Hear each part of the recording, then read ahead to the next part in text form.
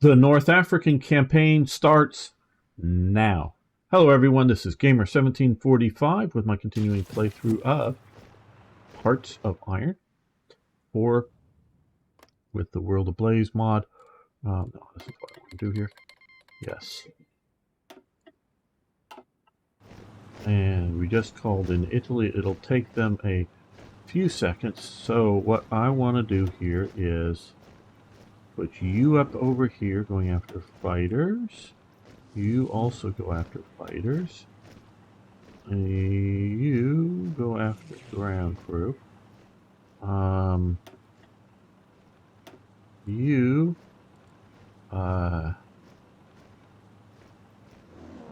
transport supplies.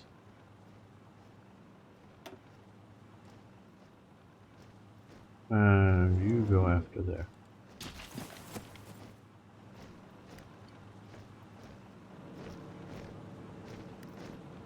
And oh, if it's heavier and better against bombers, BF, yeah.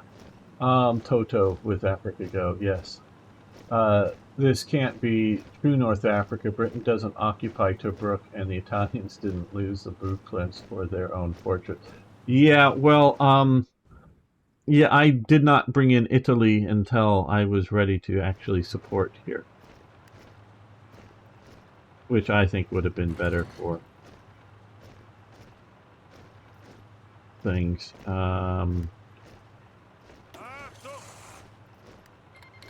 Okay, now they're just calling in everybody.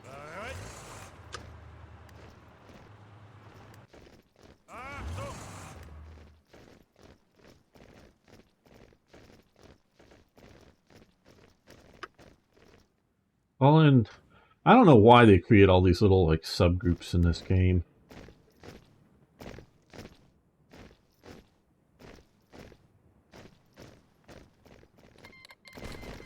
There we go.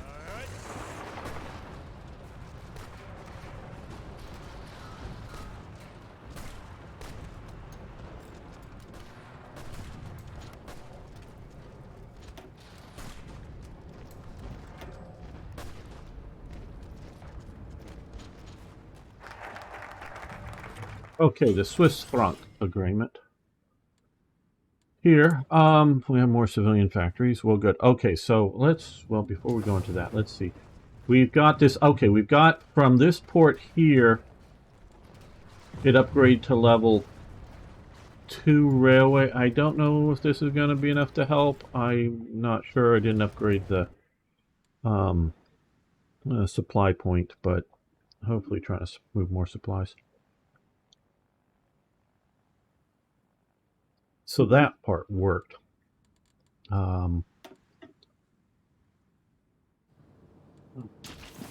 Just go back here. Well, let's come down here and just build some more factories. And we now, well, oh, well, they have to like honor it or something, or accept it or whatever. So that's.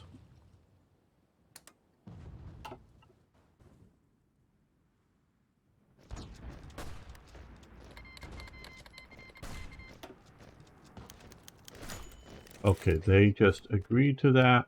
So now we have huge amounts of tungsten because we now have access to this up here. Not all of this down here. We can see we have all of that.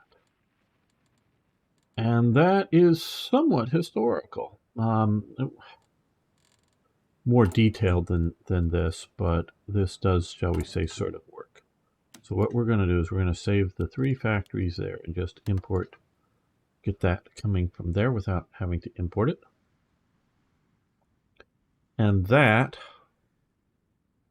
will allow me to, and yeah, we'll get back to the action here, but this is part of it.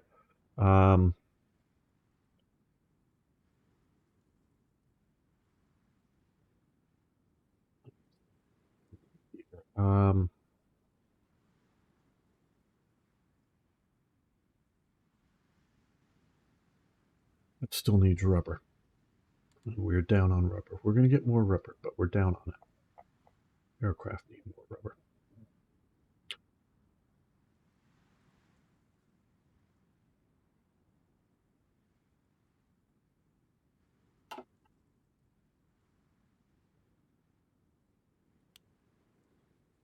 We're going to do that.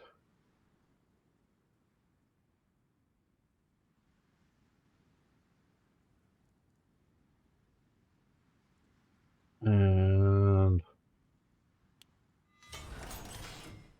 we're going to do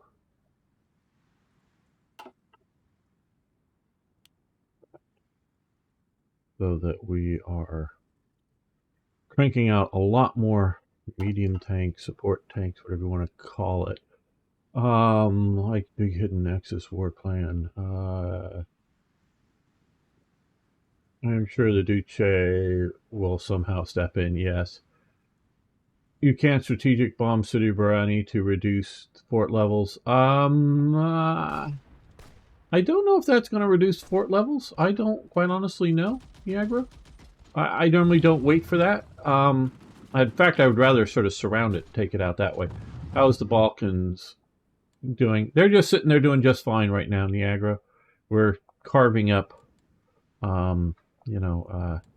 Romania for everybody else's enjoyment.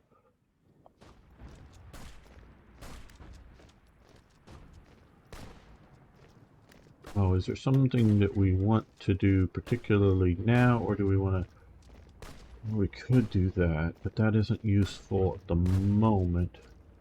Will be useful soon.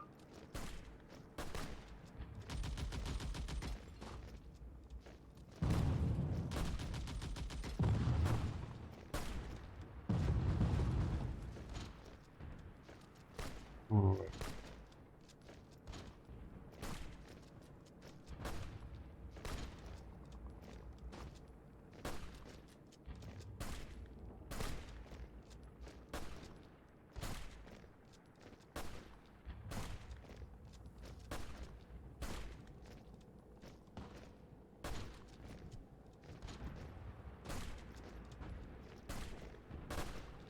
We'll wait on a little bit here. Build up political power a little faster.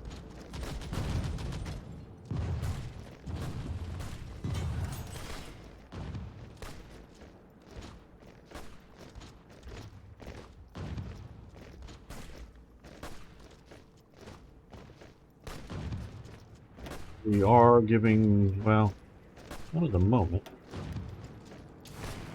Okay, we do sort of have air superiority there, which is what we want to have.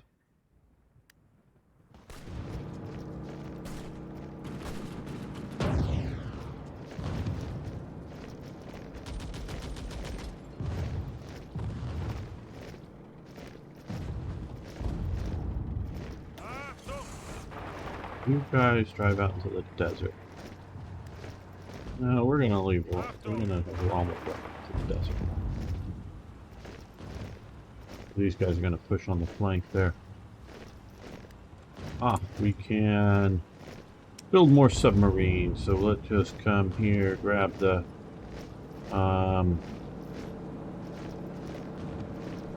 we want the Type 9? Yep.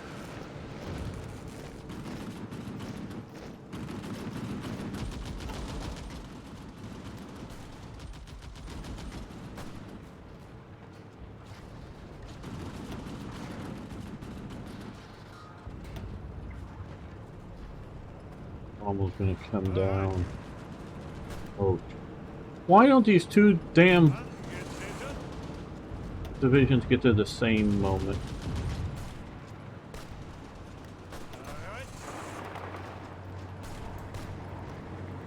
I don't get that. Then I don't get a lot of things.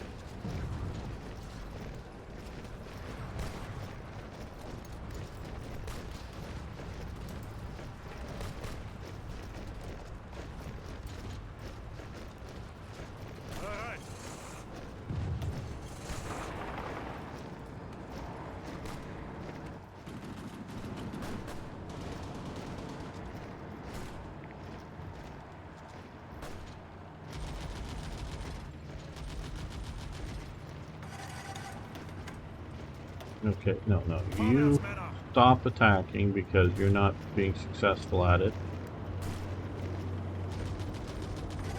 We don't want to get cut off like we did that other time. If we can hold out here, great.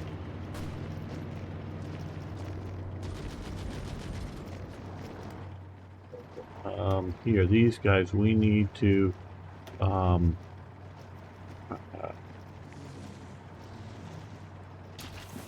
air supply in supplies there. Which one has organization? That one has organization, so you go back forward.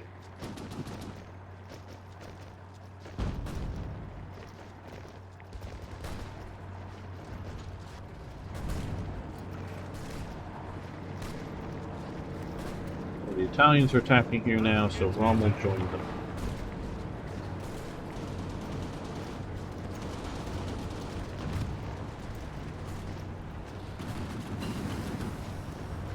Signal Company, level 2, yay! Crusader tanks.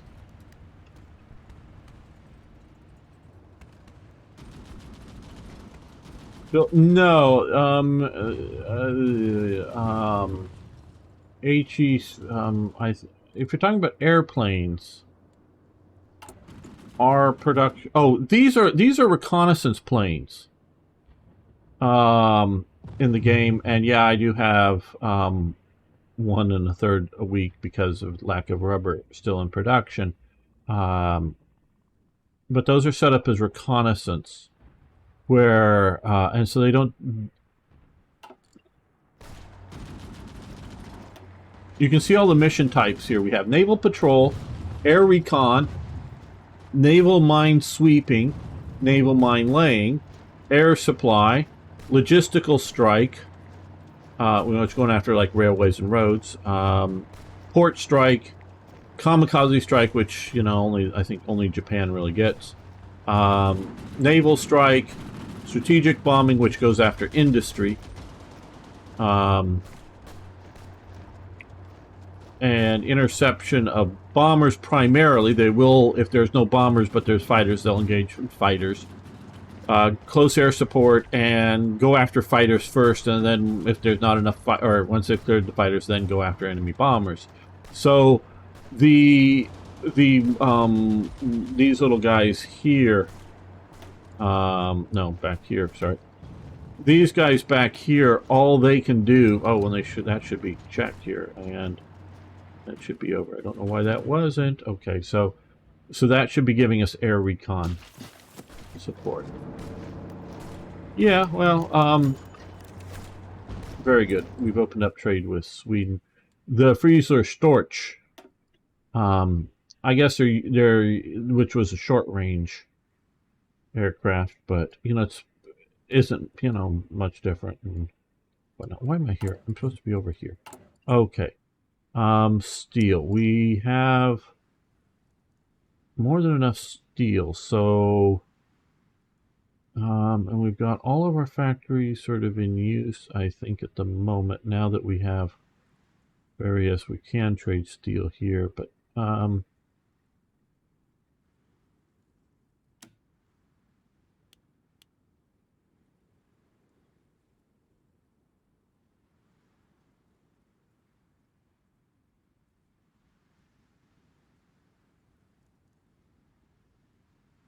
going from this way.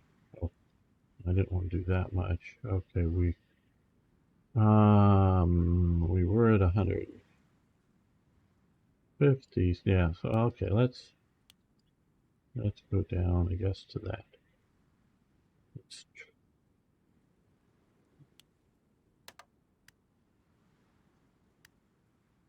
We can even go down a bit more. I want a little extra maybe, but not huge amounts extra. And let's go down there.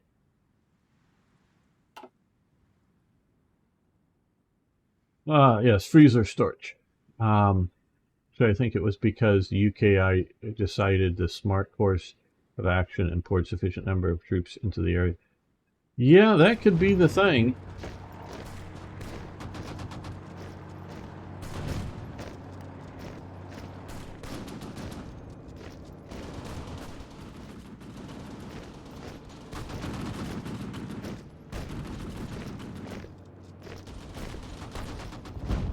Maybe it's too smart for me. That'd be a shame.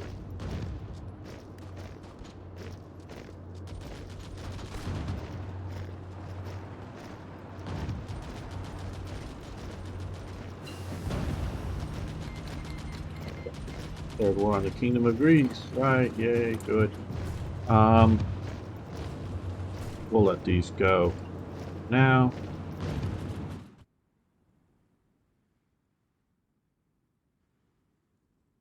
Is found to victory point values. Egypt is worth a lot in comparison to Libya. Push south forward. Yeah,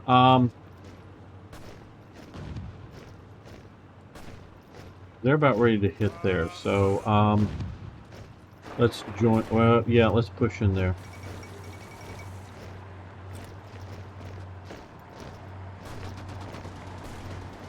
Maybe we can get in enough time to save this unit from having to fall back. Okay, this is happening different than last time, which is fine.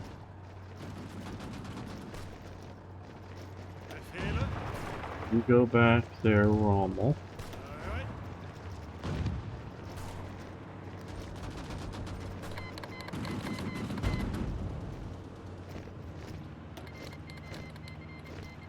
All right.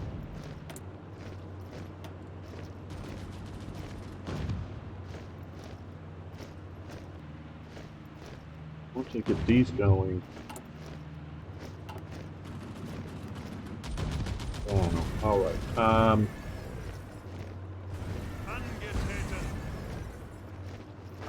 See if we can push to the.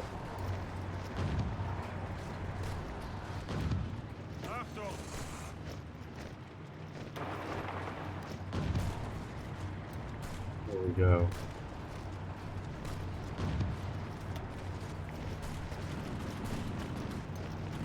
We do have intel advantage.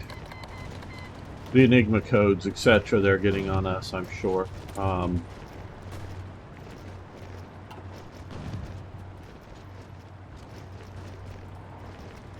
We have a bunch of air experience, so let's come out so we don't have that going boom, boom, boom all the time.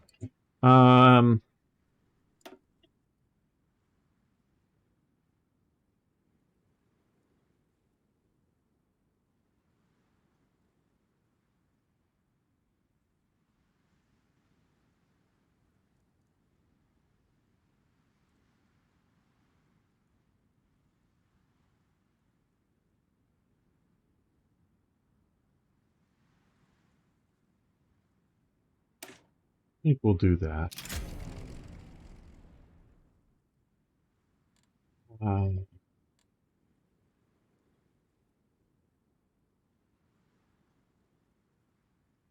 not really doing strategic bombing much. We could come down here, maybe grab up here.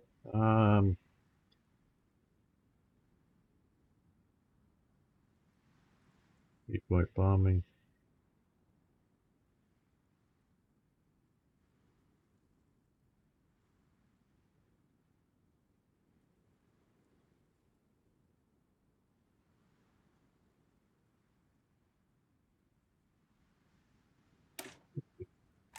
Help us out the most.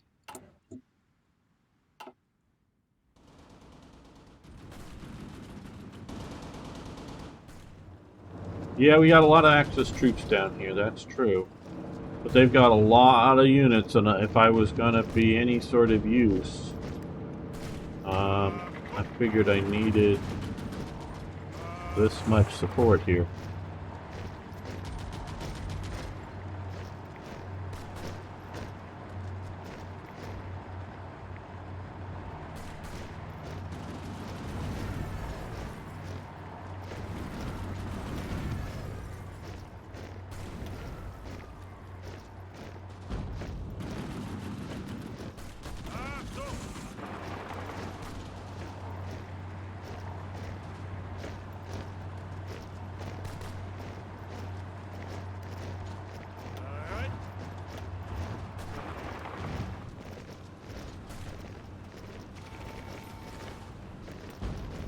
Non-aggression. Yeah, I guess we'll do a non-aggression with you. Maybe you'll want to come into the Axis. More likely, though. Okay, we're pushing in. Yeah, you Russian too.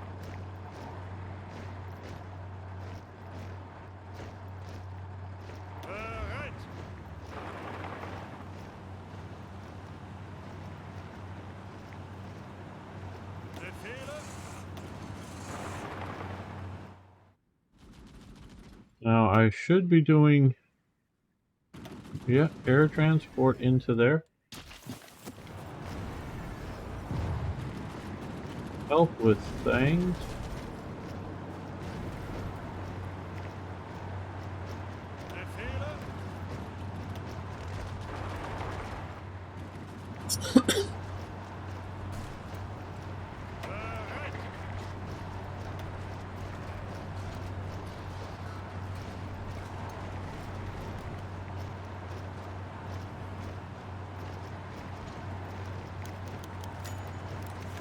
Okay, very good news. We're going to get Hungary in the Axis,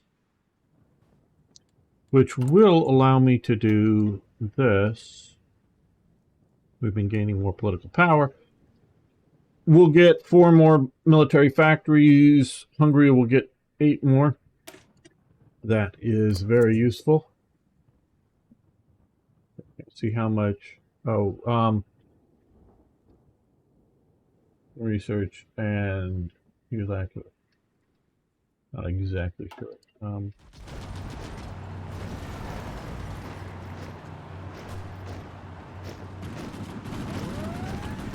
Almost back here. Let's put on. Am I being invaded somewhere? That's. What does the invasion sound? I don't know.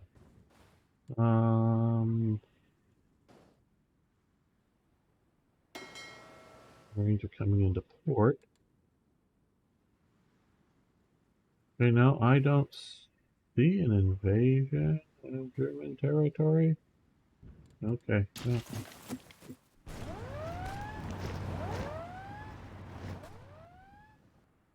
Maybe it's these battles out here. I don't know.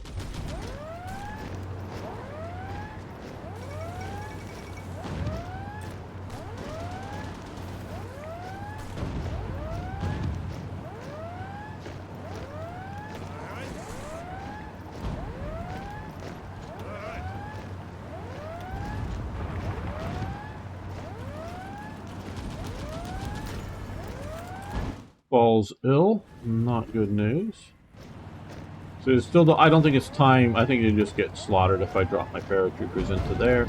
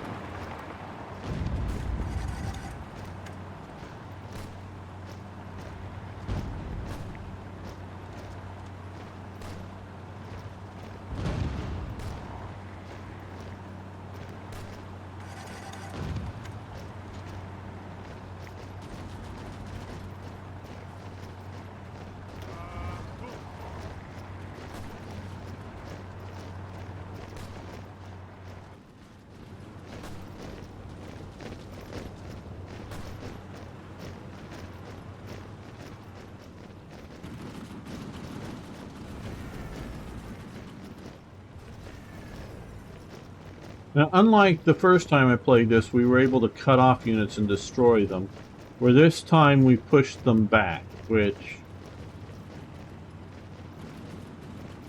I mean, it's better than us being pushed back, but it isn't necessarily as good an outcome. Maybe they'll move in a bunch of people there, and then we cut them off?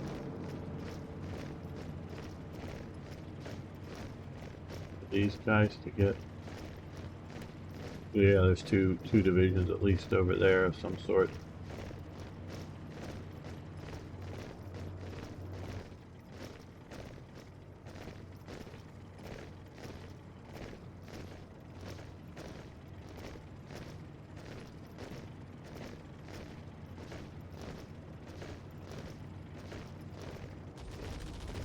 These guys are well organized, so they're going to push here.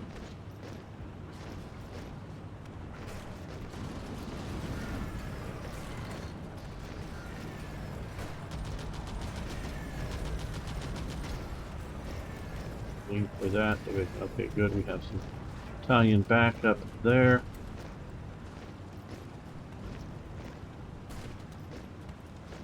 Oh, come on, march. I want you to get there. There we go. That's what I was waiting for. Rommel and one of these divisions. Let's see if we can push down into there with support from you, but just support, because I don't want to overextend and get cut off again.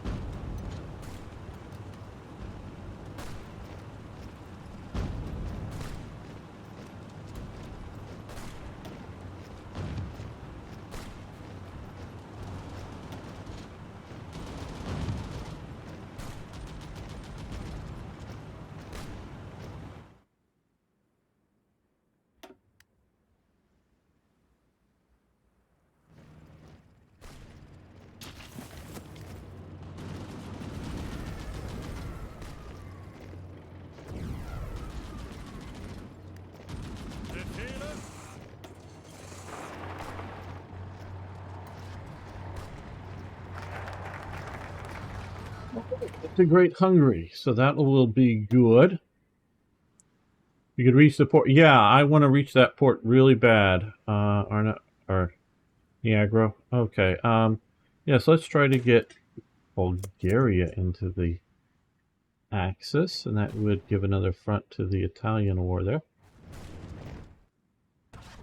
We can see here now that we have the Hungarians, they're gonna hopefully move to better borders to watch.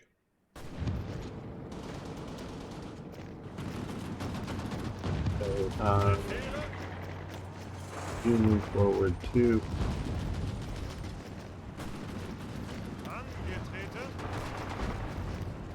Up there to keep from being cut off. Yeah, just way too much. Okay, there we go. We got a bunch of military factories.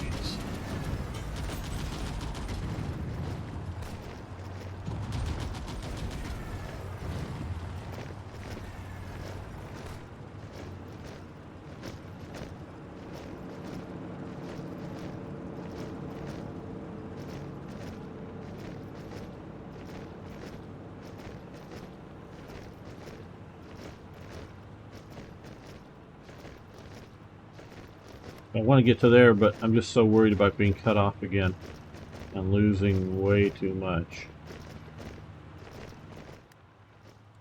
Okay, now with the more military factories. And we have enough aluminum. Let's go with that. More support equipment. We can take a quick look here at our... Okay, we need anti-tank guns badly.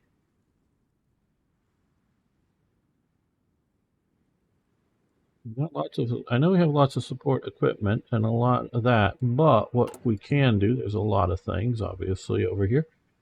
Let's take a quick look to see if there's something that I want to prioritize more than what I'm thinking about doing.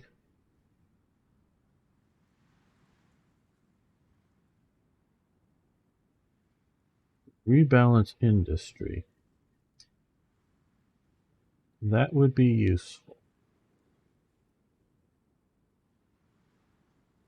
Other than the additional consumer goods.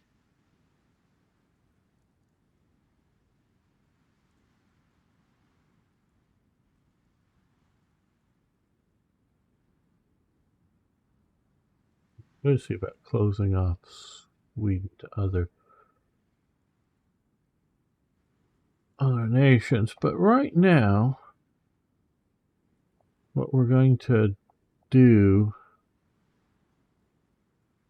is pre-war stockpile. So we now have 1.77 million men, and we're going to also do the second Wella of divisions. Hello, Nazgul 41. How you doing? Well, okay. I have not played Black Ice for Hearts of Iron 4 since my rage quit quite a long time ago. And that was, for those of you who have not paid attention, I don't expect everyone to, that was over their, in my opinion, overly dramatic, even just one state in penalties for invading the Soviet Union. Now that we have railroads, I'm hoping they've ripped up most of those damn penalties. If they have not, then I don't know what. Because we now with railroads, we're doing the supply penalties, and what supply is based on the railroads should be, not stupid modifiers that they were doing. So that got me to rage quit. So I have not gone back in and looked at it since they've added railroads to the game. I don't know how much they've done. This is a different way of doing a realistic conversion of the game. I like this. If it wasn't for that one major problem, I'm sure there's, with all these things I have minor disagreements with, and that's not looking for perfection. But this is pretty good. So I don't have a recent Black Ice experience to say which I like better or whatever. So they both have their benefits. Well,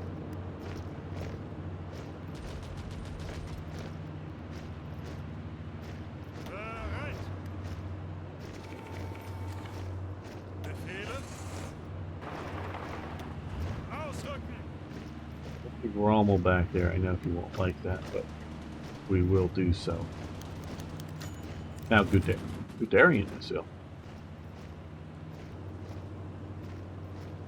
Just rubber. We have this rubber that we need, but we are building.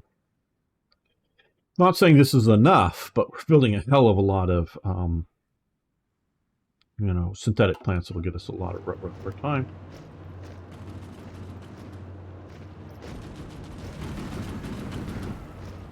I think we need to start attacking there now. I think I should have waited for that one unit to get to the next.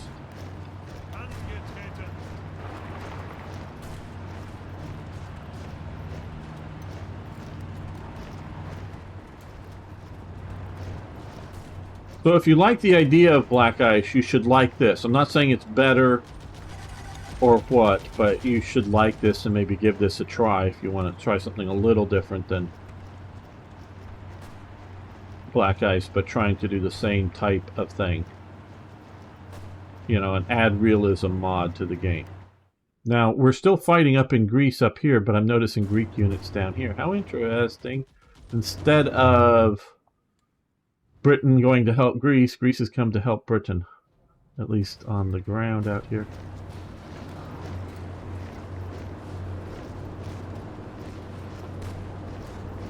Okay, you support that attack.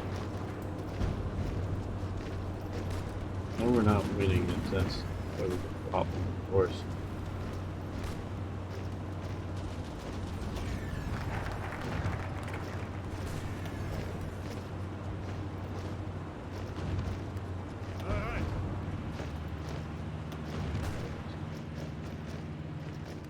Okay, let them out. Hoping to cut off all these guys.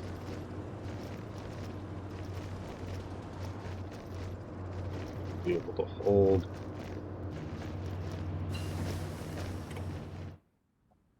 Okay, we're almost to the next year. I see. I'm more used to well, I played Hoi 3 a whole lot, but not the earlier games based off of Hoi 2 production system, but I'm thinking of trying it out again. I just know that vanilla is wonky, and okay, I would say vanilla is a whole lot less wonky than it used to be. I would say maybe not even wonky at all. Just bland, maybe. I mean, bland may very well be still an apt description, but so I would give World Ablaze a try. If you like sort of Black Ice of Hearts of Iron 3 days, this is definitely moving the game in the right direction. Whether it's enough of the right direction or not is a different question, but okay, now that we've got a few more divisions out of there, let's see. We're going to take this division. That is 2 divisions. Alright, go for this. Okay, well you're attacking up in the north. Let's hit you with a Panzer division. And you're going to support that attack.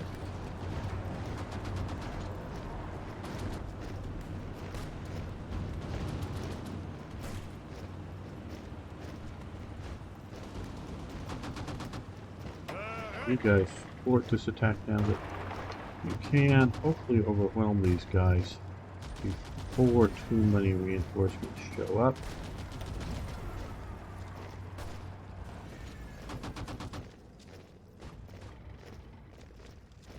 But no.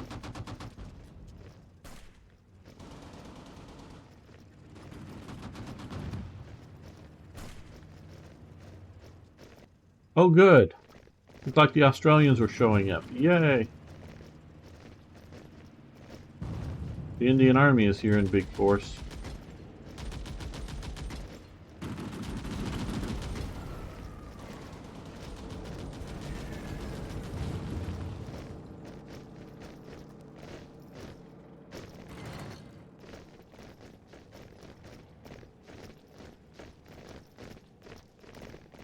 See all those forces up there? We gotta withdraw.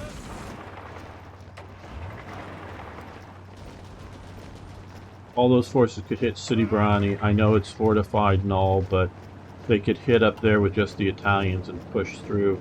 Or they could hit down here, maybe a bit too much, or even way out here now and surround me entirely. Learn from my mistakes. I try. That Yoda enough. There.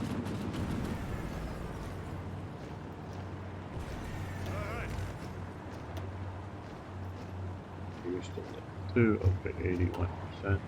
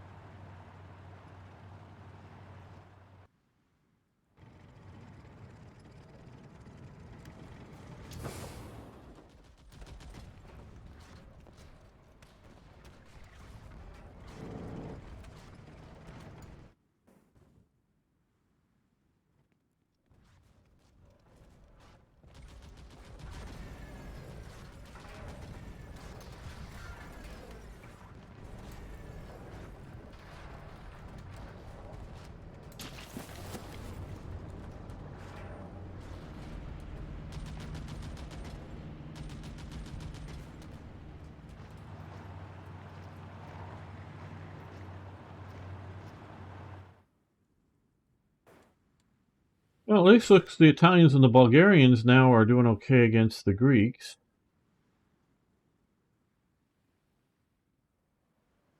That's at least an improvement.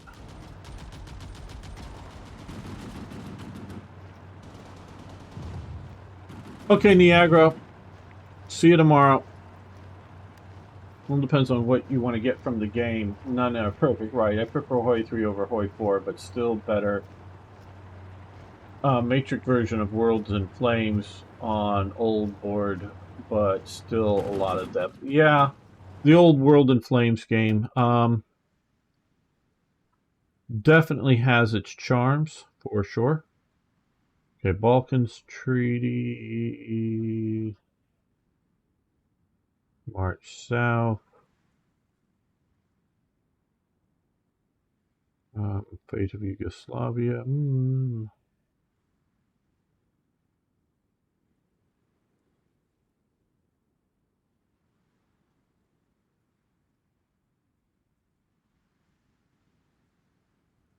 Okay, we could do that.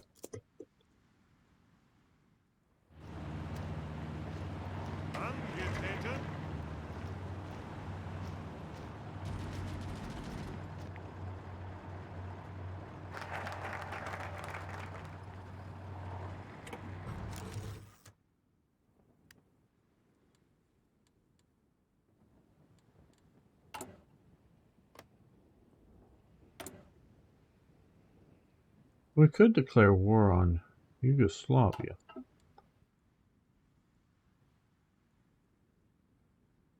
Well, you know, when one war fails, World War II teaches us you can always go into another war. Right? Right?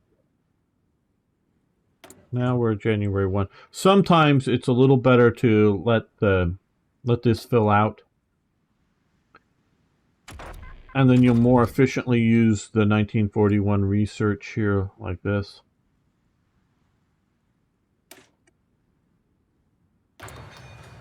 And we're, you know, already partly done. Now, do we want to do this? Efficiency gain 400. No, that's going to take more than a year. Now, it'll be done before... No, not too long. Okay, but we'll wait on that.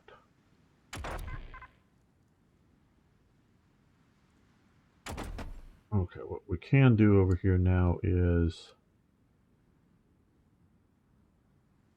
Yeah...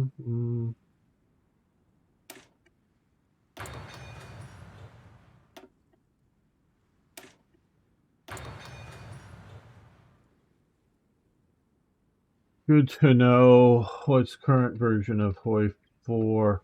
I assume Ablaze is working on current. Yeah, it's working on.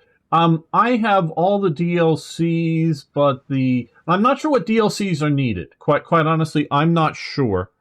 I don't have the Balkans DLC. I just never bought it. That was mostly just Balkans immersion stuff. So I'm not sure what's needed. Like I say, I have all but that, and obviously it's playable without that. So I don't know exactly what you need. Otherwise, DLCs versus paid DLCs versus just free updates to the game. I'm not absolutely sure. You can ask around with the World Ablaze people, and I'm sure they'll tell you exactly the answer. Problem with new games in many war franchises is they become more simpler and bland trading complexity or fast-paced experience. Unfortunately, it also includes some new designs and mechanics that made harder to go back to the old titles. Yes. Yeah, you're right about that. But yeah, the Division designer is pretty good in Hoi 4. Production mechanics is much better.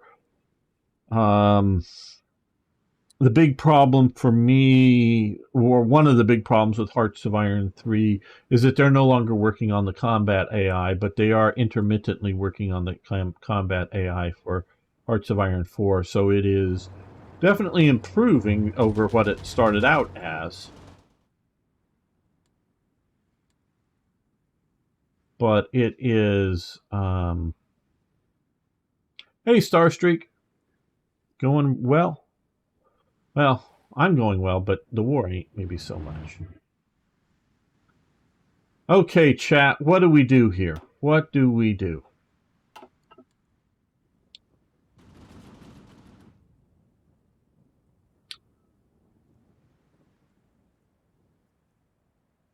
Whether it's just simply lack of supplies.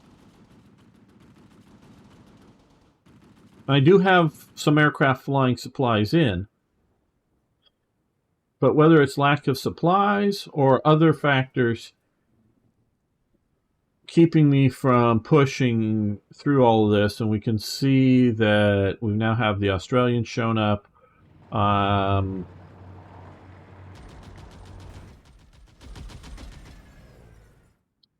don't think the answer is more divisions, whether armored or infantry divisions.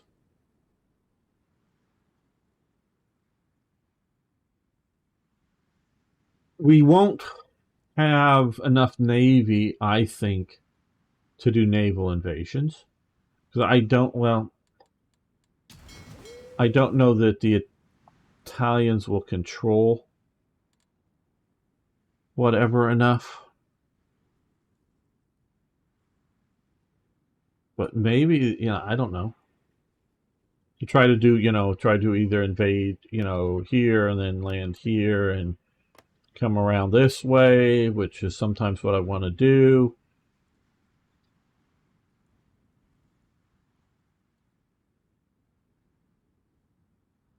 I mean, game version numbers required DLCs are listed.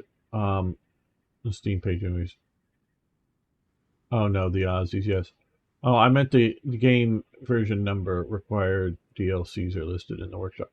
Well, this is working on the latest version of the free game, so your game will just update to it. The free version of Hoi 4 or whatever, the basic one. It'll just update to the latest one with Steam.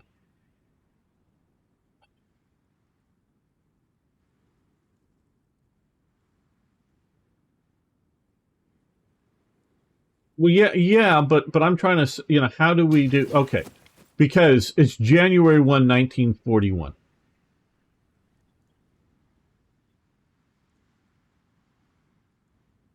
So do I go Bevan Alexander? He's sort of a strategic historian, is sort of how he titles himself. He, and I agree with him, is Germany should have, after the fall of France, obviously historically, just as Germany is getting, I don't know the exact date, TikTok, but about the time Germany's getting to Paris, Mussolini jumps into the war. They, of course, do disastrously in North Africa. Not so bad, but generally speaking, push back down in Italian East Africa, except for here, because, in some ways,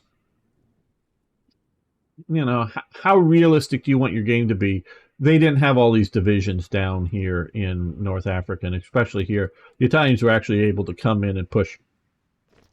I think most of the British Army is able to evacuate British Somaliland up to Aden.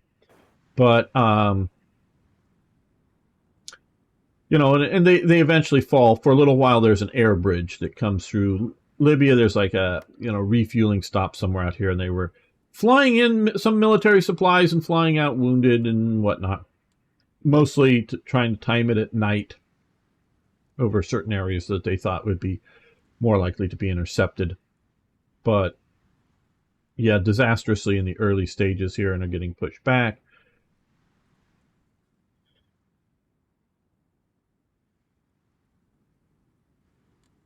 Now I've been warned, I believe the warnings is that the Soviet Union is getting stronger. And so if I wait to start the war in 1942 or Barbarossa in 1942, I'm going to be facing some sort of monumental Soviet Union. From what I remember, it basically spread them too thin in Africa and Asia on all fronts and was pretty bad. No, I would disagree with that. I would disagree with that. We have to look at each decision in turn at times, and that's you can look at some of my British playthroughs where I talk about it in more detail, but yeah. Now, Churchill does a good job at strategically managing the war, in my opinion. Hell of a lot better than Hitler. Hell of a lot better than Stalin. So yeah, he does all right. Better than Mussolini. You know, Mussolini can't win the war in North Africa, which is sort of what we're facing now, and decides to go to war with Greece. Now, like I say, right currently, the Italians are actually doing fairly well. So that's not a terrible move from Mussolini's part at this point. And it's sort of what we're facing here, too, is that he was unable to be victorious down here and just simply putting in more divisions for multiple reasons. Some of it is sort of infrastructure, in that, you know, how much can these ports actually support, but also just ships being lost to British submarines and other naval and air attacks. You know, it's just forcing in another 5-10 divisions doesn't bring you victory.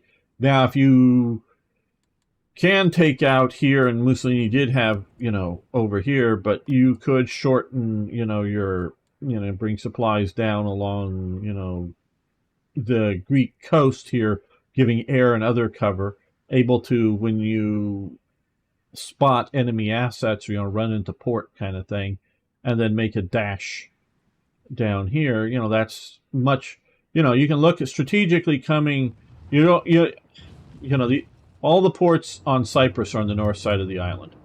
The south side is very, very, very poor for that. And only small, minor fishing port type situations. Nothing you can really park a ship in a protected way to load and unload it.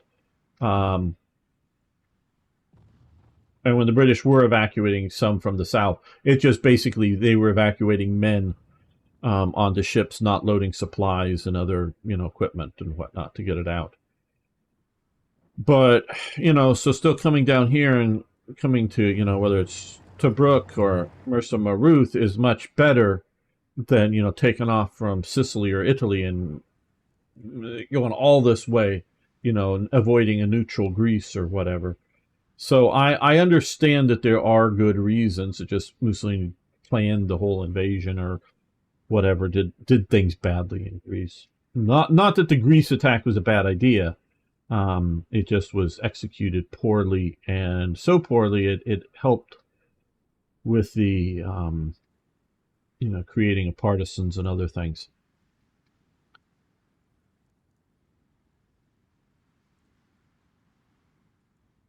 You know, do we just ride off the Mediterranean? I don't know. Let's see what Tinky's saying.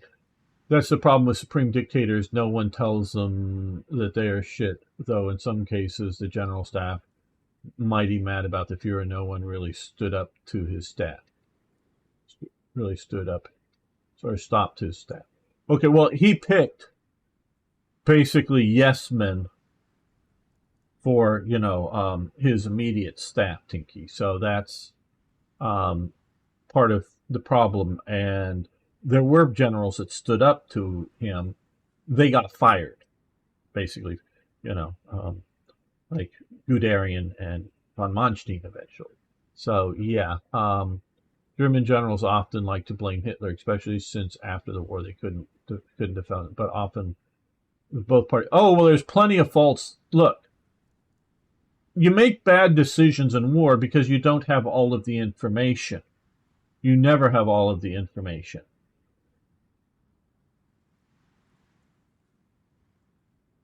But we do have Hitler's massive distrust of the generals, thinks they're defeatist, and Hitler's fixation on resources, you know, especially like down in here, fixation on resources, which he's absolutely right in that a lot of these resources are critical for the war effort. But he is destroying his instrument, the Wehrmacht as a whole, but the army in particular, trying to hold on to these resources. Where the army wants to better fight the enemy, preserve unit integrity, and try to, you know, fall back and then encircle, you know, the approach. You know, it's like, you know, Hitler distrusts his generals, so he won't let them do this. But what they want to do is something sort of like hey, yeah, we'll let them into here and let them push into here, and then we'll snap the jaws shut. They want to plan these types of operations where Hitler went no step back kind of rules, and that's, like I say, partially because he doesn't trust his generals, but it's also his fixation on necessary resources, whether it's the oil that's up here or oil some down here, but other critical resources for ongoing production. But if you destroy your army fighting for these way out here, it don't matter that you're building more tanks here because your army's destroyed. Or you're building tanks, but for every 2 tanks you're building back here, you're losing 3 up here, or whatever it is. To just hold on to these resources. So it's diminishing returns. And so there's a lot of that, especially in the most of the failures for Barbarossa and then Case Blue down into here that the army makes. Those are bad decisions based on bad information. After that point, it becomes the stubbornness of Hitler that costs them a lot, is how I would see it. And yeah, dictators are always right when in power after he's an idiot. Yeah. Not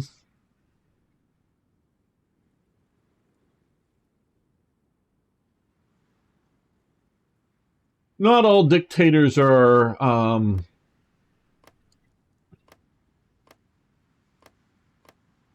the democratically elected leaders can be equally as blind as dictators, especially when you're talking about once a war has started. Because democracy, in the sense of what the people want, is gone. It's what the war needs. Once you're at the war. Yeah, I don't think democracy has much. It's the lack of confidence of Neville Chamberlain, not that they wanted to hold another political election. And there was obviously in essence, I guess you could say, is the king steps in to a degree as a dictator, and replaces as head of government Neville Chamberlain with Churchill. And yes, there is eventually the American election that reelects FDR, and then he dies after it. But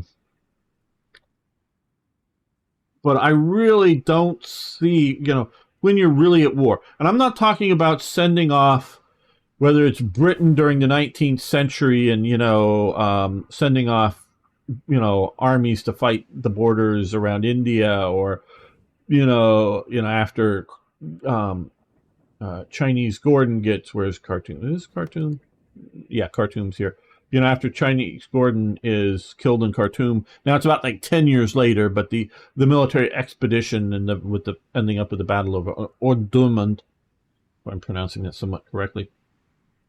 Those are expeditions, or like the American expeditions into Vietnam or Afghanistan or Iraq more recently. Those aren't the nation at war. A nation at war is like Ukraine being invaded. And I really don't think that you have any more just because they're democratic leaders. And you definitely have situations like France, which, because of their democratic leadership, they're paralyzed for a lot of various reasons in France. So now, where of course you do have, once the war is going, now of course you do have the idea of dictators are more like, yeah, go to war, without asking, the people or the Senate or Parliament or whatever. Absolutely. In those stages, you definitely have more consultation with representatives of the nation, if you will, than a dictator. But once you're at war, I really don't see a lot of difference. Yeah, at least that's my analysis, and I'm also looking at the broad scope of history, not just World War One. World War Two. I'm looking at World War One, but I'm also looking at the Napoleonic Wars and whatever. Okay, let's go back. I do like to interact with all you guys. Power problem is that they had no fuel and they knew it. Yeah, there's the fuel problem, most assuredly. But the fuel problem, once Case Blue fails, the attempt to come down in the Caucasus, they got all of this oil up here. They don't even try to touch the oil up here, other than sort of kind of get a little bit of it back into production, but I don't know, 10%. I'm just throwing that number out, but it could even be less than what it was before the invasion starts. They don't even start to do that, start to put that into production until after the failure of the Caucasus campaign and the withdrawal down here. Then they go, oh shit, this isn't going to work. What else can we do? Oh, well, let's start. Well, they never do much up here because the Soviets eventually pushed them out by the time they actually sort of start. But they could have, from day one, put energy into getting the oil operations functioning back up here, and would have materially, I'm not saying it would have won them the war, but materially improved things. All things being equal, they would have had 10% more, 20% more oil. I don't know. Or even just 5% more would materially improve things. Let's see. Hitler could very easily be steered and manipulated. For example, Donuts with his obsession with building more and more U-boats. Okay. I would not call Hitler easily steered or manipulated, but I do see, generally speaking, I will grant that Hitler does not understand naval warfare. And so he is where he thinks he understands, and he understands it sort of in World War I terms, not in the mobile warfare terms, but in the World War I terms, he understands World War I warfare pretty damn well, I would say. Not saying he's some brilliant strategist, but he understands, combat and, that kind of stuff. He does not understand naval war. That's similarly, Napoleon does not understand naval war.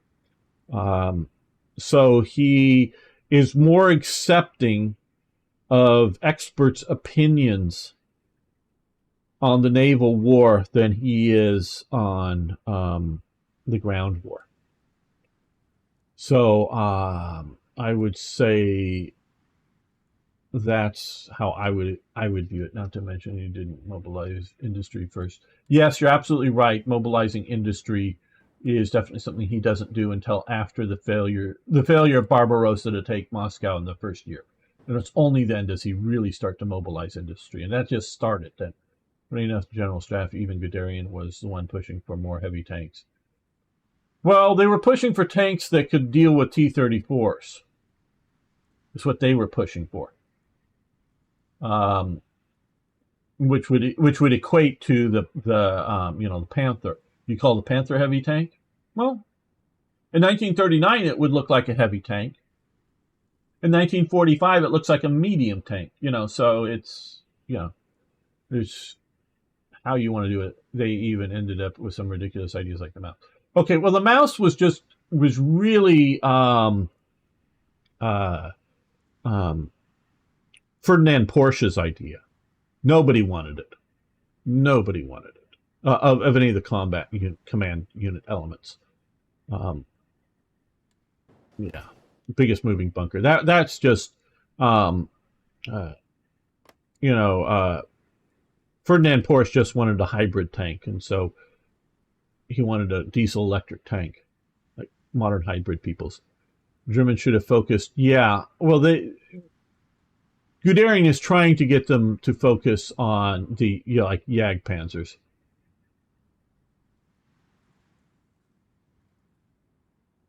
Yeah. On your barrel. Against Russian tanks. Yes. Rush the Panzer Yag Tigers. Yeah. We can talk about some of this stuff. One thing I thought is very interesting is you don't see a Yag Tiger 1 because the only Yag Tiger we have is based on the Tiger 2 hull. We don't see a Yag Tiger. Instead of trying to build the Tiger 2, part of the is wanting heavier armor, dealing with stuff, but part of it is the heavier gun. Is you could have made a Yag, you could have did a sloping front Tiger 1 hull, but Yag Tiger, sort of like a Yag Panther, but put that high velocity 88 millimeter of the Tiger 2 into it. True, but the Panzer IVs are easier to build. Yeah, but Panzer IVs are built to the end. They're useful. Actually, Stug 4s would be more useful, probably. Railguns were even a worse way. Okay, well, the railguns, some of them were completed after the war starts, but those, okay.